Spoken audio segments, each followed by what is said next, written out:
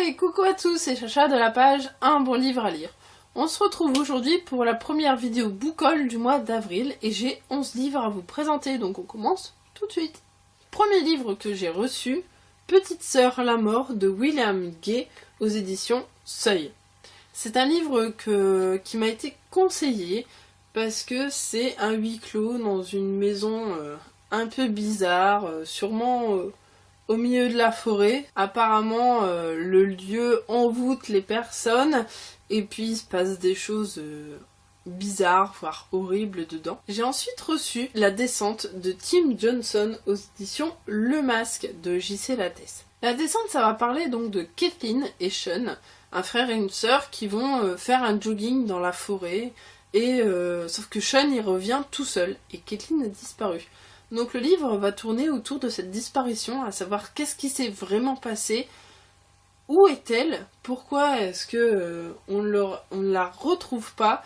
Donc les questions qu'on peut lire sur la 4e de couverture, c'est à quel moment est-ce qu'on doit décider d'arrêter les recherches et à quel moment est-ce qu'on doit décider d'arrêter de se battre pour survivre. Un petit peu de suspense, le genre de livre qui m'attire vraiment beaucoup au niveau de l'histoire. J'ai ensuite reçu un Graal, le livre que j'attendais depuis super longtemps, Charcot de Franck Tillier aux éditions Fleuve Noir.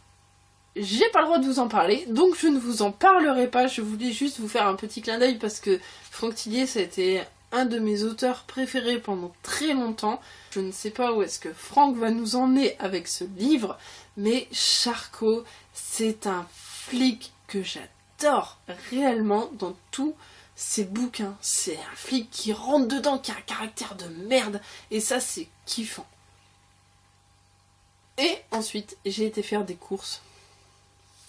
Les courses, c'est la catastrophe du blogueur et de l'acheteur invétéré de livres, parce qu'on finit par toujours revenir avec au moins un livre. Sauf que là, je suis revenue avec 8 livres. Le briseur d'âme de Sébastien Fitzek. On parle donc d'un psychopathe qui sévit dans les environs de Berlin. Et la police retrouve ses victimes vivantes, mais complètement sonnées, complètement apeurées.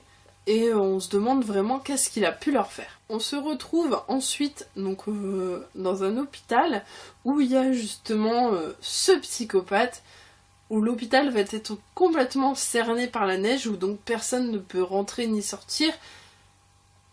Voilà, moi rien que d'en parler ça me boue. J'espère vraiment avoir une claque avec ce livre parce que l'histoire me parle beaucoup. Ça va finir sur un huis clos, encore une fois un hôpital fermé avec un psychopathe à l'intérieur.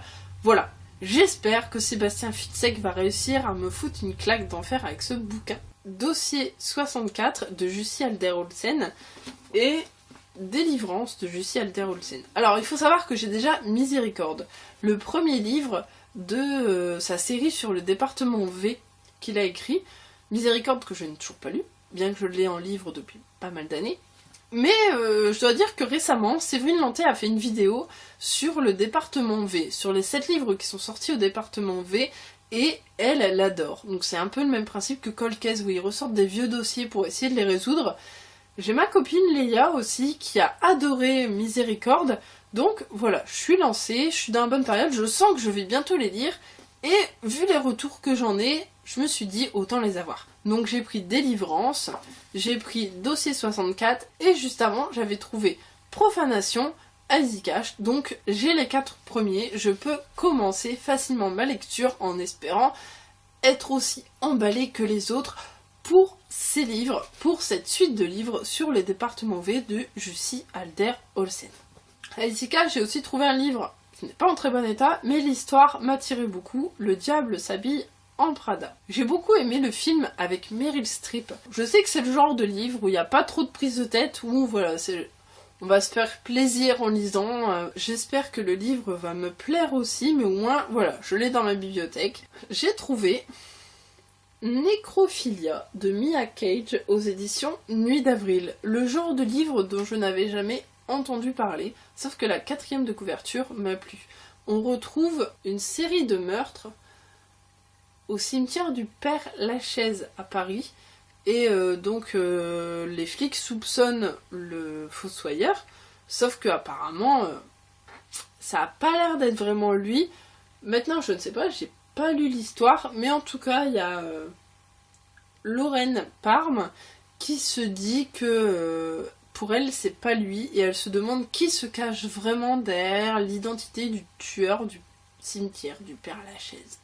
Enfin bon, déjà moi à la base, tuer dans un cimetière, je trouve ça sympa. L'histoire elle est rarement évoquée, donc ça peut être sympa comme lecture. J'ai ensuite trouvé Easy Cash, Demain les chats de Bernard Werber. Alors, j'ai eu des très bons retours et j'ai eu des retours très bofs. Donc j'ai longtemps hésité à l'acheter, et là le fait de l'avoir trouvé d'occasion, je dois avouer que ça m'a un peu poussé à me jeter dessus. Bernard Werber, c'est un très grand auteur, et j'ai quelques livres de lui, mais je ne les ai jamais lus. Alors on m'a dit, méfie-toi, Demain les chats, ça ressemble beaucoup aux fourmis. À sa saga sur les fourmis qu'il avait fait, sauf que les fourmis, je ne les ai jamais lues. Donc du coup, je risque peut-être d'être surprise. Et enfin, dernier craquage de ce début du mois d'avril, Les 100 de Cass Morgan, collection R de chez Robert Laffont. On va se retrouver donc avec 100 jeunes. Ils sont tous accusés de crimes passibles de peine de mort. Sauf que comme ça fait plusieurs siècles qu'il n'y a pas eu quelqu'un sur Terre, ils décident donc de les envoyer sur Terre. Envoyer les 100 jeunes sur Terre. Et puis de les laisser se débrouiller. Une sorte un petit peu, j'ai l'impression que ça fait un Hunger Games. C'est un peu le même genre, et j'adore ce genre de livre un peu post-apocalyptique avec des jeunes, avec des jeunes avec un caractère bien trompé à mon avis, vu qu'ils sont quand même passibles de la peine de mort. Je n'ai pas vu la série télé, mais en tout cas moi quand j'ai lu le synopsis, ça m'a vraiment parlé, donc j'espère être séduite, et puis encore une fois, entre deux lectures, ça peut être sympa de partir dans du post-apocalyptique, le genre de lecture que j'aime beaucoup. Voilà donc pour ce premier book haul du mois d'avril. J'espère que ça vous a plu, ça va peut-être vous donner de nouvelles envies de lecture. N'hésitez pas en tout cas à laisser des petits commentaires, à me dire ce que vous en avez pensé, et puis pourquoi pas à me proposer de nouvelles lectures qui pourraient éventuellement m'intéresser.